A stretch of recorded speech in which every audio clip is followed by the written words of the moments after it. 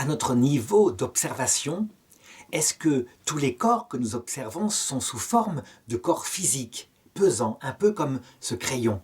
Ça veut dire délimité par un espace qui occupe un lieu bien particulier. Je dirais que pour un enfant, c'est ce qui lui apparaît en premier. Effectivement, les corps qu'il voit avec ses sens, ce sont ceux qui sont localisés et avec des propriétés, comme par exemple l'incapacité d'occuper le même lieu qu'un autre corps. Ce bic ne peut pas rentrer dans ma main, ou s'il y rentre, il va me blesser parce qu'il va devoir écarter des atomes qui occupent déjà ce lieu. Eh bien, en réalité, en regardant les choses et en grandissant, je dirais même les anciens l'avaient constaté, le monde physique n'est pas composé uniquement de corps de ce genre-là, comme des cailloux, comme des êtres vivants, mais aussi de réalités qui sont de notre ordre, comme par exemple un rayon de lumière qui passe à travers la poussière dans une pièce comme ça et qu'on voit bien en biais. Eh bien, c'est un corps d'une autre nature, un corps dont on a découvert les propriétés récemment, qui est fait d'énergie, de particules qu'on appelle des photons qui ont à la fois la propriété d'être des ondes.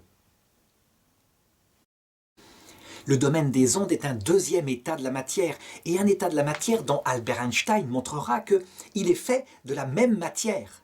Ça veut dire que, par exemple, selon sa formule E égale mc2, ça veut dire qu'une masse, comme la masse de ce bic, c'est de l'énergie, dont les propriétés sont de concentrer sur elle-même une quantité tellement grande qu'il faudrait multiplier cette énergie, faite masse par la vitesse de la lumière au carré pour en obtenir le nombre, la quantité d'énergie. Donc de quoi, avec ce simple bic, faire sauter une ville? Évidemment, heureusement, c'est stable.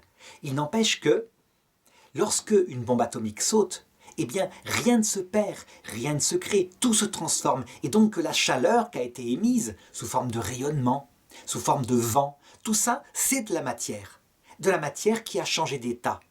On voit que la science moderne, au début du XXe siècle, a modifié le regard sur la matière, au point que on s'est rendu compte que tout ça avait un lien, que les corps pesants avaient un lien avec la lumière. Ils en sont finalement quelque part composés.